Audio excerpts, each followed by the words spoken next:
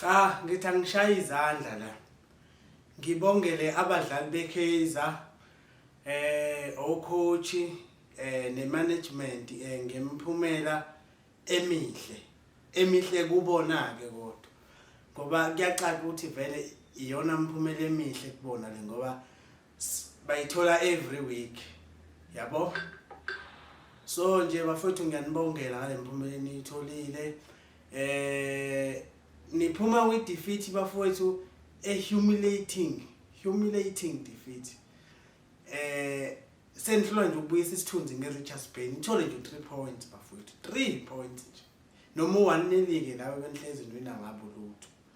iBay bafowethu bese ivika sengathi sidlala nePirate ngendlela iBay ebeyisingena ngakhona. iBay ibe nebhadi nje ukuthi wine ngalesikweye wine ngaso ngendlela ekade isingena ngakhona. Akuna motivation akunalutho.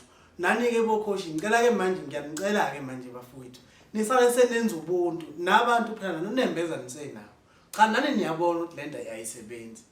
Niyabona nani bafowethu. Anisale nje ke senenza ubuntu ke nivele niresignele nina nihambe bafowethu nihambele.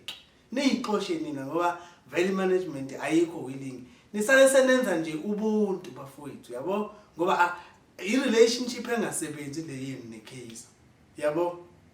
But ke sothini bafowethu team yakamtawunge again siyanibongela ngama results eniwafunayo nangegame ezayo nenze nje lokho kuzojabulisa nini yabo noma yini ezonijabulisa niyenze ya zinja.